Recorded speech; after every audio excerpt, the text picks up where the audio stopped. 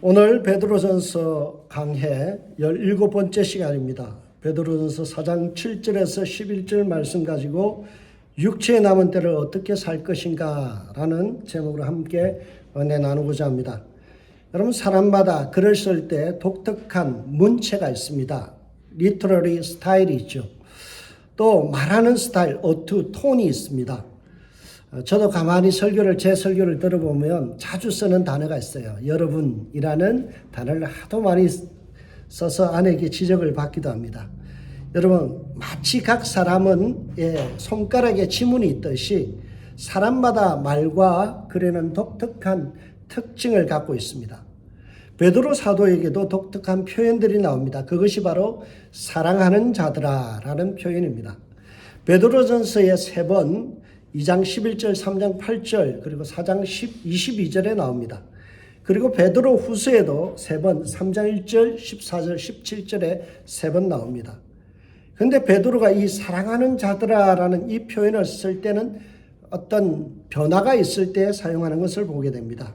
주로 새로운 단락이 시작되어질 때 사용합니다. 2장 11절에서 4장 11절까지가 한 단락인데요. 다음 주에 다루게 되는 4장 12절부터 시작되는 새로운 단락에서 어떤 말씀이 사용되었나요? 사랑하는 자들아 라는 표현이 사용되죠. 그리고 오늘 본문이 마지막으로 2장 11절에부터 오늘 4장 11절까지 한 부분 단락인데요. 2장 11절에도 시작할 때 어떤 말을 합니까? 사랑하는 자들아 라는 것을 우리가 보게 됩니다. 베드로 사도는 독특한 문체와 어투를 통해서 오늘 본문 2장 11절에서 4장 11절까지 하나의 결론에 해당되는 부분을 오늘 기록하고 있음을 감지할 수 있도록 이야기하죠. 왜냐하면 4장 12절부터 사랑하는 자들아라는 표현을 통해서 새로운 단락이 시작되는 것을 우리에게 보여주고 있기 때문에 그래요. 베드로 사도가 베드로전서 본론을 통해서 2장 11절에서 4장 11절까지 줄기차게 전달하는 메시지의 핵심이 무엇인가요? 그것은 적대적인 상황 속에서도 도리어 선을 행하라 라는 거예요.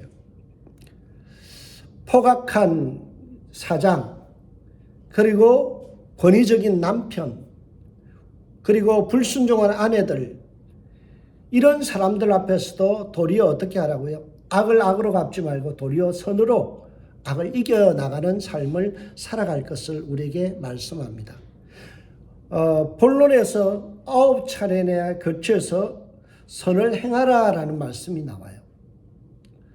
적대적인 세상을 살아가는 것도 힘든데 그 환경 속에서도 악을 선으로 갚는 이런 탁월한 삶을 통해서 하나님께 영광을 돌려야 된다라는 것이 베드로가 우리에게 가르쳐주는 메시지입니다.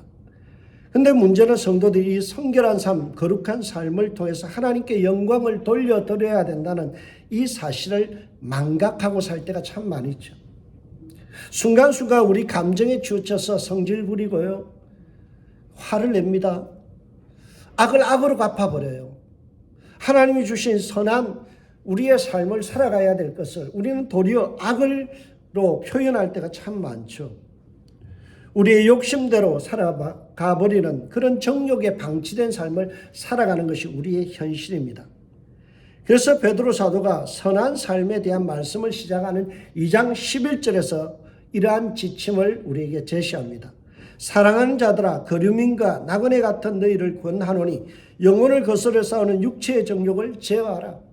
너의 정체성은 이 땅에 있는 자들이 아니라 나그네와 거류민 같은 하늘에 속한 자들이다. 그러므로 너의 삶의 스타일, 삶의 특징은 이 세상 것만을 추구하는 자들과는 확연하게 달라야 된다. 그러기 위해서 어떻게 하라고요?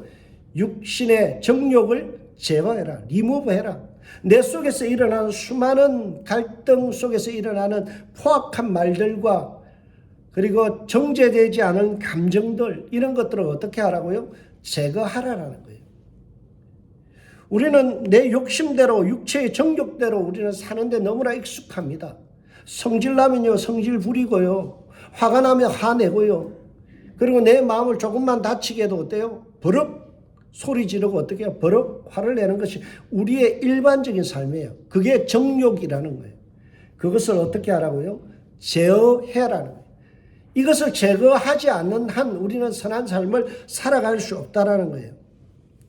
그래서 성도는 항상 정욕을 제거하고 하나님이 기쁘시는 삶을 살아내기 위해서 우리가 해야 될 게 있어요. 그게 뭔가 하면 나의 정신 상태를 늘 점검하는 거예요. 멘탈 컨디션을 늘 체크업해야 돼요. 여러분, 미국에서 가장 닮고 싶은 가문이 있어요. 미국의 명문가라고 하죠. 이분은 프린스턴 대학의 총장을 지냈고 미국의 부흥을 주도했던 목사님이세요. 그 이름하여 제가 가장 좋아하는 목사님 조나단 에드워즈. 여러분, 조나단 에드워즈의 가문 7대를 연구해 보면요, 부통령, 상원의원, 변호사, 목사, 선교사 엄청나게 많아요. 그래서 미국에서 가장 탁월한 가문하면 조나단 에드워즈를 꼽습니다. 근데 이 부흥을 주동했던 조나단 에드워즈가 쓴 책이 있어요. 그게 뭔가 하면 나의 70개의 결심문이라는 책입니다. 아주 얇은 책인데요. 여러분, 70개의 리솔루션, 내가 매일마다 내 삶을 점검한다는 거예요. 나의 삶에, 나의 멘탈에 문제가 있는지 없는지를 매일 내 삶을 점검하면서 한다는 거예요. 여러분, 그가 첫 번째로 점검의 내용으로 꼽는 게 뭔가 하면 하나님의 영광과 내 자신의 행복과 유익과 기쁨이 되는 것은, 그 도움이 되는 것은 무엇이든지 하자라는 거예요. 적극적으로 내 삶에 선이 되는 것은 뭐든지 하자라는 거예요. 그리고 네 번째 결심문에 보면 하나님의 영광에 도움이 되지 아니하며 어떤 것도 하지 말자. 여러분, 조나단 에드워즈가 그의 가문에 자녀들이 잘되고 형통한 삶을 살 수 있는 지침을 제시했어요. 그게 뭐라고요? 하나님의 영광이 되어지고 내 인생의 기쁨이 되어지고 하나님 앞에 만족이 되는 삶을 살아내는 것은 적극적으로 하자는 거예요. 하나님의 영광이 되지 않는 것은 무조건 절대적으로 하지 말자는 거죠. 그걸 매일마다 저녁마다 점검했어요. 아침에 일어나서 나의 70개의 결심문을 읽어보고 하루를 열심히 살고 나서 어떻게 한다고요? 저녁마다 그걸 체크한 거예요. 나는 정말 잘 살았는가? 그것을 매일마다 점검하고 살아갈 때 우리는 하나님의 영광이 드러나는 삶을 살게 되고 그것을 자각할 때 성결한 삶을 살 수 있다는 거예요. 여러분, 여러분에는 어떤 결심들이 있나요? 여러분은 하루를 잘 때 무엇으로 결산을 하나요? 그냥 TV보다 그냥 자지는 않나요? 인터넷 하다가 그냥 내 인생을 마감하지는 않나요? 내가 오늘 어떻게 살았는지, 말씀에 기초해서 어떻게 살았는지 내 스스로를 점검해야 돼요. 그래야 발전이 있는 거예요. 하루하루 그렇게 흐리멍텅하게 살면요, 발전이 없어요. 그런 취지에서 베드로 사도는 흐리멍텅하게 늘 넉넉고 정욕에 빠져서 살아가는 성도들을 각성시키기 위해서 7절에 중요한 말씀을 우리에게 던져줍니다. 만물의 마지막이 가까웠으니. 만물의 마지막이 가까웠으니. 이 말을 다른 말로 하면요, 종말의식 그럽니다. 만약 오늘이 내 인생의 마지막 날이라면 여러분 어떻게 살까요? 흐리멍텅하게 살까요? 내 인생이 끝나는 오늘 종지부를 찍는 날이면 나는 어떻게 살까요? 주님 앞에 정말 정성껏 하루를 살아낼 거예요. 남은 시간을 허비하지 않을 겁니다. 최선을 다해서 살아갈 거예요. 지금 너의 인생의 마지막 순간이라는 것을 상정해 놓고 이제 주님 앞에 심판대 앞에 설 것을 너 스스로가 결산할 시간이 가까웠다는 것을 자각하면서 살아가라. 지금 베드로가 이렇게 말하는 거예요. 여러분, 오늘 여러분 주님 부르신다면 주님 앞에 어떤 모습으로 서 있을 것을 여러분 한번 생각해 보세요. 내일이 내 인생이 없다라고 생각해 보세요. 오늘이 나의 인생의 마지막 날이라면요, 아마 남은 시간 정말 정성껏 살 거예요. 베드로 사도는 지금 더블 환난 속에서 넉넉고 내 마음대로 정욕대로 살고 싶어하는 자들을 향하여 뭐라고요? 너의 인생의 마지막을 생각해라. 주님 만날 그 순간을 생각하고 심판대 앞에서 잘했다 칭찬받은 자인지 아니면 악하고 게으른 종이라고 책망받을지를 먼저 생각하며 살아가라는 거예요. 여러분, 성도가 이 종말의식을 가지고 살아간다면 삶의 내용이 완전히 달라질 수밖에 없죠. 내일 주님의 심판대 앞에 선다는 자세로 산다면 우리의 말과 행동과 태도가 매우 진지하고요, 성숙하고 아름다울 것이에요. 그래서 우리는 매일마다 나의 인생의 마지막 날이다, 내 인생의 마지막 날이다, 그렇게 여기면서 살아가는 훈련이 필요하다는 거예요. 오늘이 내가 드리는 마지막 예배라고 생각해 보세요. 어떻게 예배 드릴까요? 졸면서요? 아니에요. 그렇게 드릴 수가 없죠. 이것이 내 인생의 마지막 예배라고 생각해 보세요. 주님 앞에 어떤 자세로 예배 드릴까요? 아주 진지하게 은혜를 사모하면서 드릴 수밖에 없죠. 베드로 사도는 성도들에게 내가 진정으로 오늘이 내 인생의 마지막 날이라고 여기며 사는지, 종말 의식을 가지고 사는지 그것을 묻고 있는 거예요. 그래서 네 가지의 점검할 사항을 가지고 우리에게 제시합니다. 네 가지를 보면서 너를 점검하라는 거예요. 너를 체크하라는 거죠. 네 개의 체크리스트를 우리에게 제시하면서요, 이것에 맞추어 산다면 너는 잘 사는 것이고, 이 네 가지의 점검표에서 위배되게 산다면 너는 오늘 잘못된 신앙을 살아간다라는 것입니다. 베드로 사도가 제시하는 종말의식을 가진 자의 첫 번째 특징이 무엇인가요? 올바른 생각과 맑은 정신을 가지고 기도하는가라는 거예요. 잘 들으세요. 올바른 생각과 맑은 정신이 있는가, 이거예요. 7절을 보시기 바랍니다. 너희가 정신을 차리고 근신하여 기도하라. 이 말씀을 정확하게 번역하면 이렇습니다. 올바르게 생각하고 맑은 정신으로 기도하라. 여러분, 예수님의 수제자였던 베드로는 성도들에게 정신을 바짝 차리고 정신줄 놓지 말고 그렇게 살라라고 제안합니다. 오늘 본문에서 이야기하는 정신을 차리고라는 말에 해당하는 이 원어의 뜻은요, 신중하라라는 거예요. 신중하라.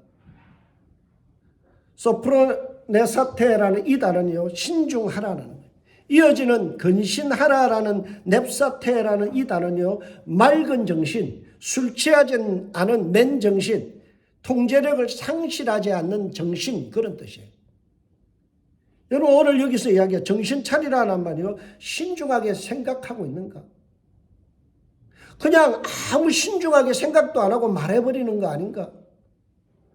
그리고 통제력을 잃어버리는 말과 행동을 하지 않는가? 술 취한 사람처럼 막 횡설수설하지 않는가? 성도는 무엇을 하든지 온전히 자신의 생각을 통제할 수 있어야 돼요. 정신줄 잡고 살아야 된다는 거예요. 그래야 정신 나간 짓을 하지 않습니다. 여러분, 베드로전서 1장 13절에 뭐라고 이야기했나요? 너희 마음의 허리를 동이고 근신하여. 여기 마음이란 단어를 다른 말로 하면 정신이라고도 번역할 수 있습니다. 너희 정신을, 내 허리를 동이고 근신하라. 어떻게 하라고요? 술 취하지 않는 맨정신 가지고 살아가라는 거예요. 성도가 제 정신으로 정신 차리고 그리고 긴장하여 살 때 어떤 일이 일어나나요? 긴장감을 갖고 기도하게 된다라는 거예요. 오늘 본문을 정확히 번역하면요, 바른 생각과 맑은 정신은 기도를 낳는다, 그런 뜻이에요. 정확하게 에이스 프로스카스라고 되어 있습니다. 프로스카스라는 말은 기도거든요. 에이스라는 말은 무엇을 향하여라는 거예요. 그러니까 목적이죠. 여러분, 우리가 맑은 정신 갖고요, 뚜렷한 정신 갖고 흐리멍텅하지 아니하고 긴장감을 갖고 내가 정신이 똑바른 사람은 뭐 하게 된다고요? 기도하게 된다는 거예요. 여러분, 우리가 정신을 차리고 한번 보세요. 내가 얼마나 기도할 게 많은지. 우리 자녀들의 삶을 놓고 한번 보세요. 어떻게 해야 될까요? 저절로 무릎 꿇고 기도할 수밖에 없어요. 여러분, 우리 교회를 놓고 정신을 차리고 한번 생각해 보세요. 다음 세대 젊은이들을 얼마나 우리가 채워야 될지. 이 빈자리, 여러분들 20년 이상 살 자신이 있으세요? 20년 뒤에 이 자리를 채워나갈 젊은이들을 채워야 될 거 아니에요. 그러면 어떻게 해야 돼요? 정신 차리고 보면 기도가 저절로 나온다는 거예요. 그래서 맑은 정신과 또렷한 판단력을 가진 사람은 하나님 앞에 기도할 수밖에 없다. 그게 오늘 본문의 이야기예요. 여러분, 기도하지 않는다는 것은 반정어로 어떤 뜻인가요? 내가 현실에 대해서 바른 판단을 하지 못한다는 거예요. 하나님의 도우심에 대해서 내가 필요를 느끼지 못한다는 거죠. 험한 세상과 이 고난이 산더미같이 초래되는 우리의 현실 앞에서 주님의 도우심 없이 우리가 어떻게 살아갈 수 있나요? 그러니까 현실을 제대로 인식하는 사람은 가장 강력하신 하나님의 도움의 손길을 위하여 기도할 수밖에 없다는 거예요. 그래서 무릎 꿇을 수밖에 없다. 이것이 오늘 베드로가 우리에게 전달하는 이야기입니다. 여러분, 왜 베드로가 이렇게 강력하게 여러분들에게, 저에게 이렇게 촉구할까요? 베드로는 정신줄 놓고 기도 시간을 허비하다가 어때요? 혼쭐 날 경험이 있어요. 베드로는 겟세마네 동산에서 기도하시는 주님과 함께 기도하러 올라갔어요. 정신 나간 상태로 정신 차리지 못하고 허리멍텅하게 기도 시간만 때우고 있었어요. 졸고 있었어요. 주님께서 뭐라고요? 1시간만이라도 나와 함께 깨어서 기도할 수 없느냐? 깨어서 기도할 수 없느냐? 주님 그렇게 말씀하셨잖아요. 그러니까 베드로 어떻게 했어요? 무슨 일이 있을까 봐. 뭐 내가 기도 안 한다고 무슨 일 생길나? 태만한 자세로 정신줄 놓고 살다가 어떻게 됐어요? 결국에 주님을 3번이나 부인하는 그 지경에까지 내몰려 뼈아픈 경험이 있거든요. 그러니까 베드로가 뭐라고요? 정신 차려야 된다. 너의 현실을 봐라. 너의 자녀를 봐라. 너의 인생을 봐라. 하나님 앞에 무릎 꿇고 기도하지 않으면 너 어떻게 살려고 하냐? 힘들고 어려운 이 시대 속에서 정신 똑바로 바뀌었다면 주님의 도우심의 손길을 강력하게 구하는 기도밖에는 없지 않느냐는 거예요. 성도를 향해 베드로는 이렇게 이야기합니다. 나처럼 실패자가 되지 않기 위해서는 정신 똑바로 차리고 기도해야 된다. 종말을 준비하는 자는 정신 차리고 하나님의 뜻을 묻는 기도를 할 수밖에 없다는 거예요. 만약 오늘 내가 하나님 앞에 매일마다 기도하지 않는다면 종말이 의식이 없다는 거예요. 주님 앞에 섰을 땐 너가 받지 못하면 구하지 아니함이라 성경은 그렇게 말씀하잖아요. 너 인생이 왜 이렇게 됐냐? 왜 이렇게 초라하게 끝을 맺었냐? 너 인생이 왜 이렇게 풍성하지 못하냐? 네가 하나님의 뜻을 구하지 않고 하나님의 도우심을 구하지 않은 때문이다. 성경은 그렇게 말씀해 주는 거예요. 여러분, 저와 여러분이 정말 정신 차리고 내 가정을 위해서, 내 자녀를 위해서 울 수 있는 저와 여러분들 되시길 주의 이름으로 축복합니다.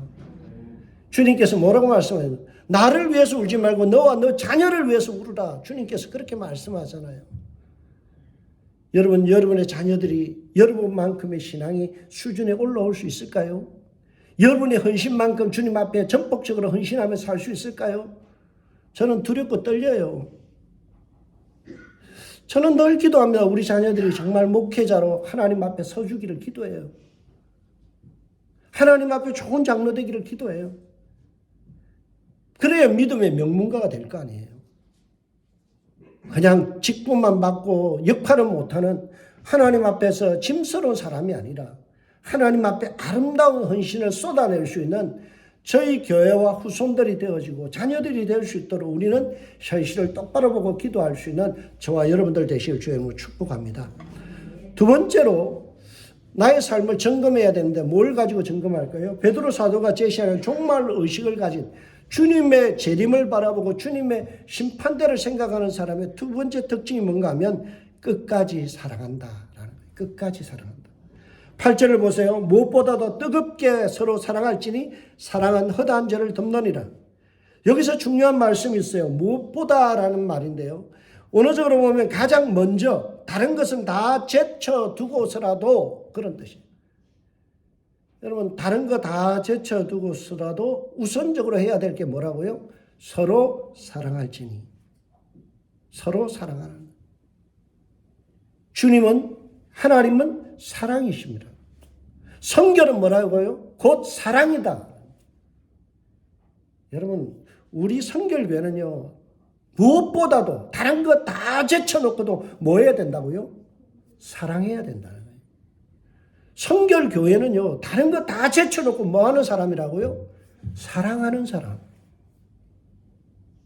내 속에서 미움이 올라와도요, 그것을 사랑으로 녹여내야 돼요. 내 속에서 불평과 언짢은 마음이 생겨도 어떻게 해야 돼요? 사랑으로 녹여내야 돼요. 그런데 그것이 한순간이 아니에요. 오늘 어떻게 사랑하라고요? 뜨겁게 사랑할지니. 뜨겁게라는 말이 에크테네라는 단어를 썼는데요. 진심 어린 이런 뜻도 있지만 정말 중요한 것이 뭔가 하면 변함없이 추구하는 끝까지 그런 뜻이에요. 여러분 여기서 뜨겁다라는 것은 어떤 화끈하다 이런 뜻이 아니에요. 일시적으로 달아오르는 그런 것이 아니라 끝까지 변함없이 그런 뜻이에요. 한계점을 넘어서는 사랑이에요. 주님이 어떻게 말씀하세요? 야, 오른밤 때리면 어떻게 하라고? 왼밤도 돌려대. 이게 끝까지 사랑하는 거예요. 오리를 가져면 심리까지 가주는 끝까지 가는, 그게 경계선을 넘는 거잖아요. 그래서 클레멘트라는 초기 기독교 목사님이 고린도 교회 성도들에게 편지를 쓰면서 이렇게 설명했어. 사랑은 모든 것을 덮어줍니다. 사랑은 마지막까지 오래 참습니다. 마지막까지 오래 참습니다. 끝까지 사랑하는 것. 그것이 나의 신앙을 점검하는 척도예요. 그래서 결국 허다한 죄까지도 덮어주는 사랑. 여러분 이 덮는다라는 말이 칼륨테스라는 말을 썼는데요. 이 말은 어떨 때 번역하는 단어가 하면 하나님께 제사를 지낼 때 사용되는 단어예요. 덮는다는 것은 레위기 4장 25절에서 26절에 보면 죄인을 대신해서 우리가 제물을 하나님께 드리면 어때요?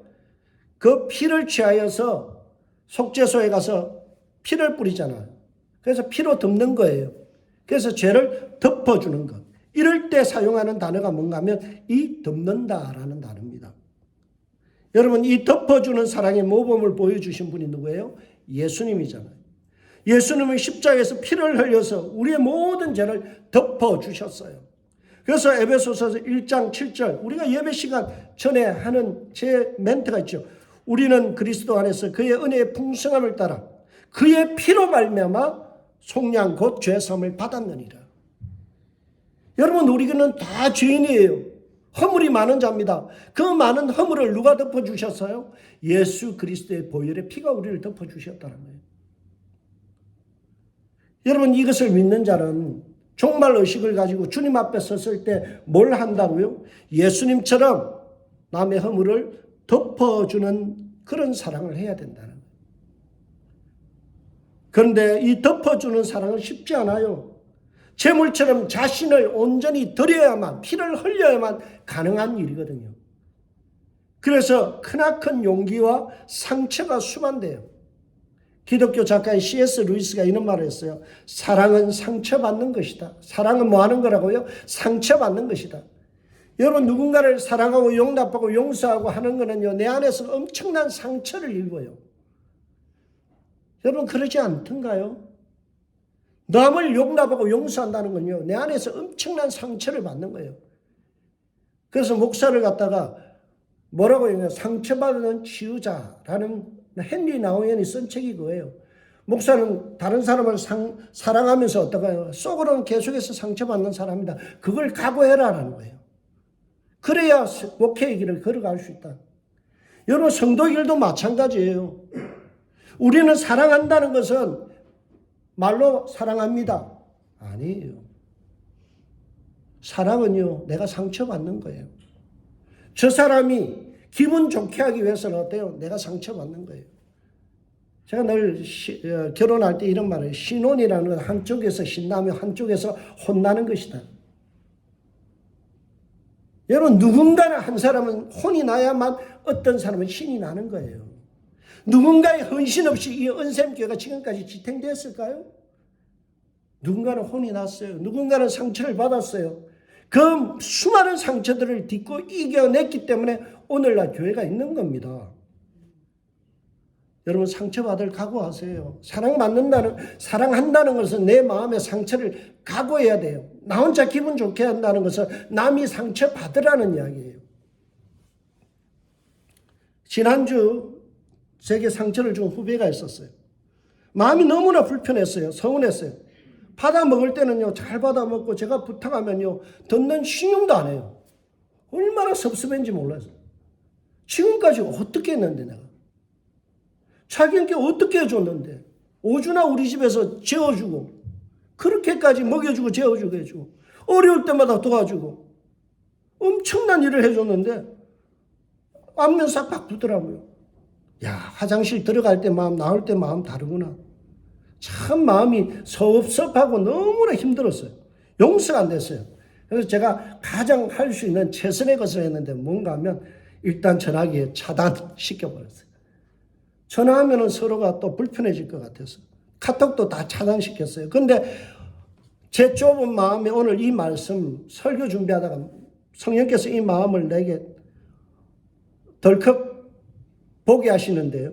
사랑을 허다한 죄를 끝까지 덮느니라. 성경은 70번씩 7번도 용서하라고 했잖아요. 근데 고작 네가 해준 거 생각하고 10여 차례 서러운 거 서럽게 하고 마음 불편했다고 토라지냐? 그것도 모자라서 친한 친구하고 야 이래서 섭섭하다 힘들다 그렇게 까발리냐? 그래놓고 네가 목사냐? 제가 설교 준비하면서 이 본문 이 대지에서 너무나 시간을 오래 걸렸어요. 끊임없이 성경이 제게 물어요. 이 본문 가지고 설교할 자격이 있냐? 성령께서 끊임없이 질책하시는 바람에 일단 전화해서 차단됐던 것을 해지시켰어요. 여러분 아무래도 이번 주 한 주 동안 제 마음에서 용서하고 사랑하기 위해서 바삐 움직이느라 엄청 힘들어질 것 같아요. 주님 앞에서 칭찬받으려면 주님 앞에서 그것 가지고 네가 토라졌냐? 그러면 주님 앞에 가서 목사가 무슨 각오가 설겠어요? 여러분 저는 얼마든지 안 보고 살면 돼요. 무시해버리면 되죠. 내 정욕대로 하면 돼요. 그런데 뭐가 남아있어요? 주님 앞에 섰을 때가 문제죠. 야, 너 속이 밴댕이 쏟아갔구나. 주님이 앞에 섰을 때 낱낱이 드러날 거 아니에요. 네가 그래놓고 목사냐? 네가 그래놓고 장로냐? 네가 그래놓고 권사냐? 이러면 정말 당황스럽잖아요. 그때는 번복도 안 돼요. 지금이야 용서하고 지금이야 뭔가 회개하고 관계를 돌릴 수 있는 기회라도 있죠. 내 인생이 끝나고 주님 앞에 섰어요. 너 왜 그렇게 살다 왔냐? 그러면 뭐라고 그럴 거예요, 우리가? 참 답답해지는 거예요. 여러분, 주님 앞에 가기 전에 풀 거 푸세요. 용서하지 못한 거 용서하세요. 마음에 아직까지도 내 마음속에 꼭 나고 있는 거요. 털어버리세요. 그거 못 털어버리고 주님 오늘 저녁에 부르시면 어떡할래요? 주님 앞에 가서 섰을 때 무슨 변명할래요? 답답해지는 거예요. 여러분 인생에서 정말 지울 수 없는 상처를 준 사람들, 그 사람들 내가 용서한다는 건 내 마음에 엄청난 고통이에요. 아픔이에요. 상처예요. 그래도 해야 돼요. 끝까지 용서해야 돼요. 끝까지 용납해야 돼요. 끝까지 사랑하려고 의지를 들여야 돼요. 발부둥 쳐야 돼요. 그것이 뭐라고요? 주님 앞에 종말 의식을 가진 사람의 삶의 모습이에요. 이게 없다면 잘못 사는 거예요. 이게 있다면 잘 사는 거예요. 베드로 사도가 우리에게 뭐라고요? 너 사랑해라. 종말 의식을 가진 자, 주님 바로 믿는 사람은 내 마음속에 섭섭한 비스도 용납하고 용서하고 품으면서 내 속에 칼을 베이는 그런 아픔 있다 할지라도 그것을 용납하는 것을 각오해라. 그리고 실천해라. 끝까지 용납해라. 그것이 바로 잘 사는 인생이다. 그것을 오늘 우리에게 점검표로 제시했습니다. 이 한 주간 여러분들이 나아가서 고민하세요. 그리고 시도하세요. 사랑하세요. 용납하세요. 그게 없다면 여러분 하나님 앞에 섰을 때 책만 받습니다. 우리 성도님들 다 용서하고 용납함으로써 마음에 꼭 하고 10년 전에 거 20년 전에 거 묵혀두지 말고요. 그거 다 털어버림으로 인해서 주님 앞에 잘했다 칭찬받는 저와 여러분들 되시길 주의 이름으로 축복합니다. 세 번째로 베드로 사도가 제시하는 정말 의식을 가진 자의 세 번째 특징이 뭔가 하면 원망하지 말고 환대하는 거예요. 여러분, 우리는 두 것을 뿜어낼 수 있어요. 하나는 원망, 하나는 웰컴, 환대. 여러분, 9절에 보면 서로 대접하기를 원망 없이 하고, 여기 대접이라는 말씀이 있는데요. 번역을 환대라고 바꾸는 것이 더 적절합니다. 웰컴 하는 거예요. 여러분, 우리가 성도를 서로 어떻게 해야 된다고요? 웰컴. 환영하는 거예요. 그럴 때 어떻게 돼요? 대접이 되는 거죠. 여러분, 우리 교회에 누군가 새로운 성도가 왔어요. 그 성도를 갖다 우리가 어떻게 해야 될까요? 웰컴. 환대해야죠. 근데 저 사람은 얼마나 버티나 보자. 그러면 안 돼요. 옛날에 저 사람 이런 사고 치고 갔는데 우리 교회 와서 무슨 덕이 되겠습니까? 저런 사람 안 오는 게 좋습니다. 아니에요. 여러분 속을 한번 까뒤집 볼까요? 주님 앞에 그만큼 자신 있으세요? 남을 정죄할 만큼이나 그렇게 떳떳하세요? 아니죠. 우리도 다 죄인이에요. 우리가 죄인인데 주님이 우리를 십자가에서 그렇게 웰컴했어요. 환대해 주셨잖아요. 하나님의 자녀로 대접해 줬잖아요. 그럼 우리는 어떻게 할까요? 서로 원망 없이 웰컴하고 대접해야 돼요. 그런데 오늘 본문에 중요한 말이 있습니다. 서로 하라라는 거. 서로. 8절, 9절, 10절에 보면 에이스 뭐뭇을 향하여 서로 그런 뜻이에요. 베드로는 교회가 어떻게 해야 된다고요? 일방적인 한쪽에서만 환대하는 것이 아니라 서로 환대하는 웰컴하는 교회가 되라라는 거예요. 여러분, 어떤 사람들은요, 환영하고 대접하고 그러면 그것이 마치 자기의 특권인 줄 알아요. 내가 잘나서 그렇게 대우받는 것이 전혀 정당하다고 생각해요. 남들보다 내가 어떤 부분에서 대접을 더 받아야 된다고 생각하죠. 그런데 성경은 뭐라고요? 네가 받은 만큼 다른 사람에게도 서로 웰컴, 환대하고 대접하라는 거예요. 일방적인 한쪽의 헌신으로 되어지는 교회는 건강한 교회가 아닙니다. 주거니 받거니 하며 서로 대접하는 교회예요. 여러분, 9절에 대접이라는 말이 호스페스라는 단어를 썼는데 호스라는 말에서 호스트 뭐 이런 말이 나왔어요. 호스트가 뭐예요? 주인. 페스라는 말에 대해서 어떤 말이 나온 거? 손님. 그런 뜻이 났어요. 그러니까 이 두 말, 여러분 대접이라는 것은 주인과 손님이 서로 교제하는데 누가 손님이고 누가 주인인지 모르는 상태. 그런 뜻이에요. 그러니까 거기에는 생색이 없어요. 베푸는 자의 권위가 없어요. 베푸는 자가 돋보이지 않아요. 그러니까 대접이라는 거, 환영이라는 건 웰컴한다, 환대한다는 뜻은 뭐라고요? 내가 뭔가를 베풀어도 어때요? 그것이 드러나지 않는 거예요. 내가 생색나지 않는 거예요. 돋보이지 않는 거예요. 그래서 서로가 서로를 어떻게 한다고? 온 마음을 다해서 정성껏 환대하는 거죠. 내가 마련한 것 먹어줘서 감사합니다. 먹어보니 맛있네요. 짜니 다니 그런 소리 하지 마세요. 짜면 좀 덜 먹으면 되고요. 달면 안 먹으면 돼요. 그렇잖아요. 짜니 다니 평평히 하지 말고요. 서로가 서로를 어떻게 해야 된다고? 환영하고 기뻐하고 즐거워하는 거예요. 그것을 서로가 준비할 때 얼마나 정성을 들였겠어요. 그분의 수고를 생각해 보세요. 맛있든 없든 그분이 아침부터 이것을 준비하라고 얼마나 애를 썼을까. 얼마나 사랑하는 마음을 가지고 했을까. 그것을 어떻게 해요? 먹는 자들은 기쁨으로 먹으면서 또 그것을 어떻게 해야 돼요? 환영하고 기뻐하고 하는 거예요. 이런 아름다운 교제 속에는요, 사람을 가리지 않습니다.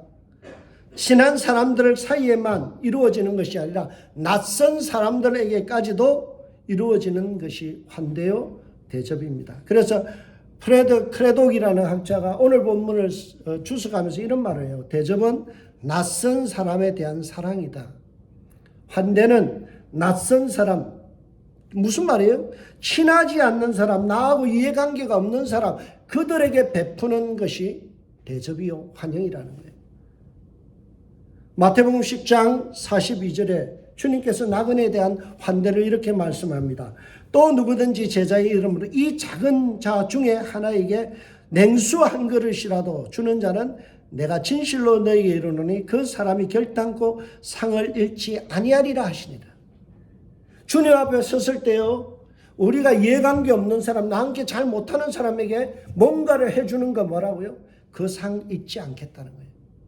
물 한 그릇 떠라주는 것도 주님 그 상을 잃지 않겠다.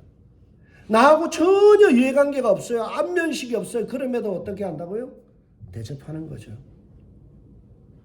여러분, 티에르키의 지진을 만난 사람, 인생의 지진 만났죠. 강도 만난 사람이에요.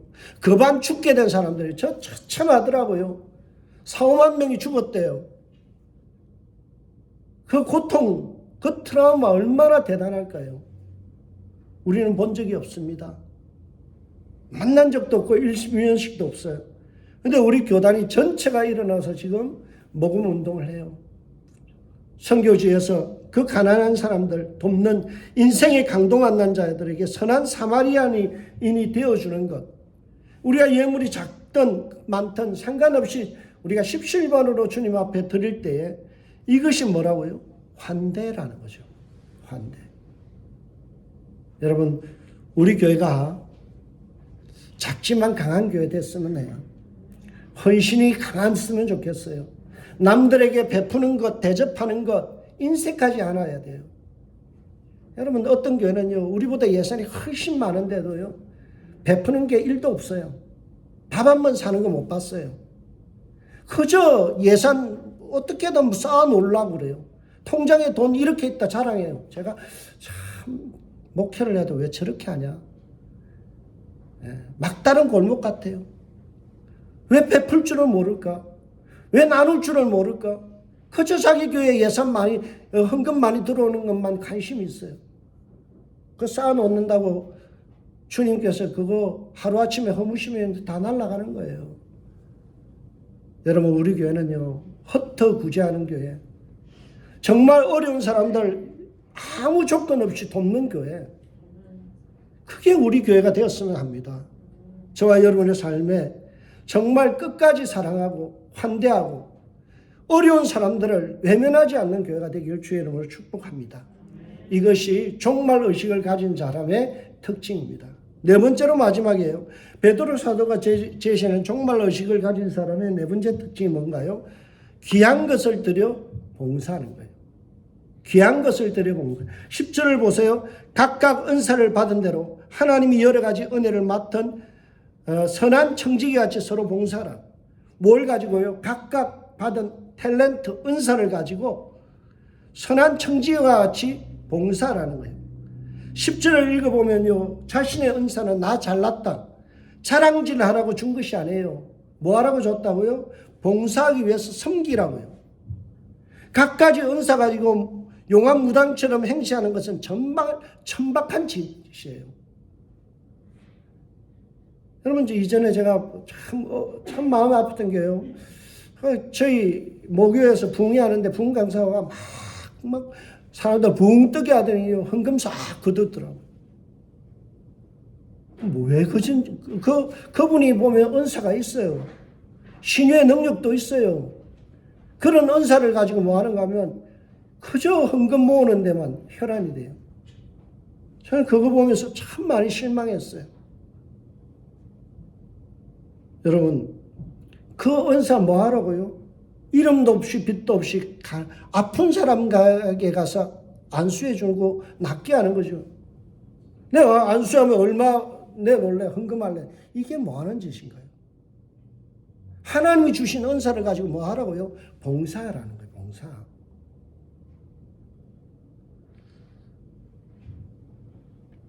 그래서 종말을 날 기억하면서 내게 어떤 은사가 있는가 한번 생각해 보세요. 음식 잘하는 것도 은사입니다. 권면의 은사. 그래서 권사라는 직분이 생긴 거잖아요. 권면하는 자예요. 사랑으로 품어주는 것도 은사예요. 손 대접하는 것 은사예요. 지식의 은사, 지혜의 은사, 수많은 은사가 있죠. 그거 가지고 뭐라고요? 섬기라는 거예요. 자랑질 하지 말고 섬기라는 거예요. 내가 뭐 보면 뭐 하겠어요. 환상을 봤다. 그거 자랑하는 사람들 보면 참 저는 보면 참 유치하다 그런 생각이에요. 여러분 은사는 뭐 하기 위해서 주님 주신 거라고요? 예, 봉사하라고. 그 귀한 은사를 가지고 봉사하는 데 쓰라는 거예요. 열심을 다해서 봉사는 저와 여러분들 되시기 바랍니다.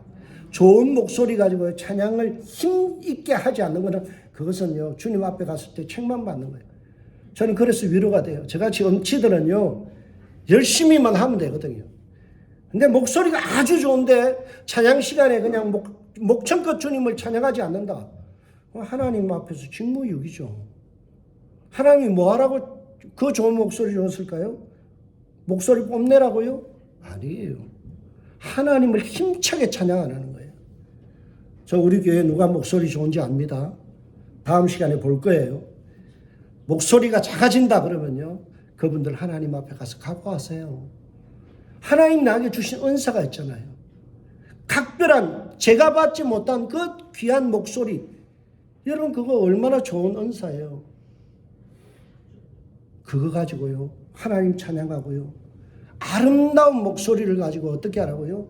다른 사람들 기쁘게 해주세요. 상처받은 사람들에게서 그 좋은 목소리를 가지고요. 위로하세요. 하나님이 주신 것 가지고 열심히 청지기의 의식을 가지고 서로를 향하여 봉사할 수 있는 저와 여러분들 되시길 주의 이름으로 축복합니다. 그런데 주의할 점을 단서를 달았어요.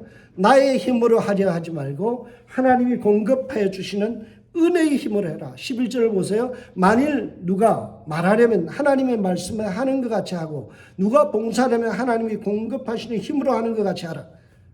비슷한 말씀이 골로새서 3장 17절에 나와요. 또 무엇을 하든지 말이나 일이나 다 주의 이름으로 하고 그를 힘입어 하나님 아버지께 감사라.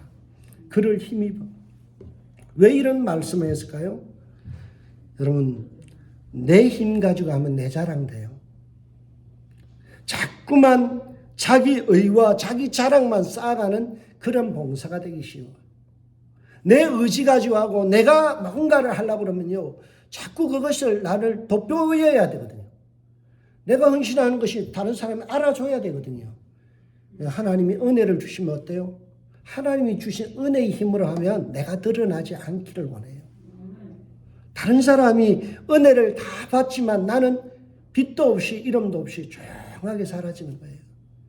그래서 어떻게 하라고요? 내 힘으로 하지 말고 하나님이 주신 은혜의 힘으로 그것을 감당하라. 그렇게 우리에게 말씀해 주고 있습니다.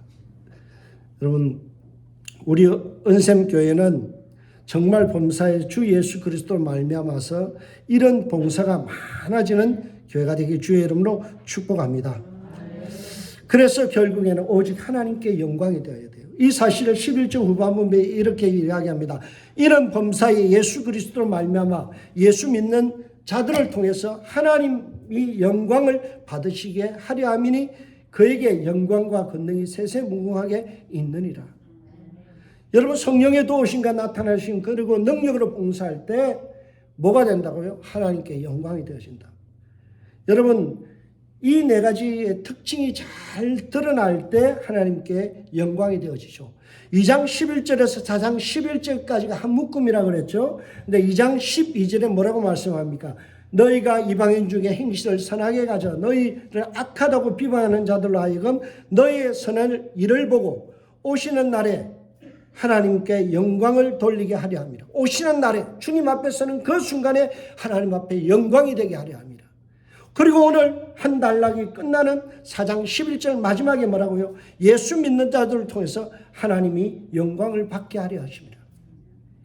여러분 우리가 이런 네 가지의 기준을 가지고 살아가면 하나님께 영광이 된다는 거예요.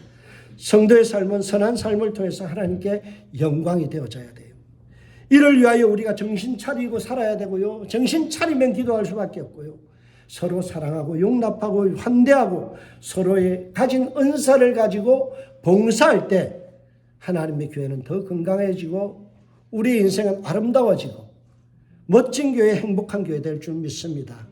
우리의 삶에 이 네 가지의 기준을 가지고 매일마다 자신을 점검하고 성숙으로 이끌어가는 저와 여러분들 되시길 주의 이름으로 축복드립니다. 기도하겠습니다.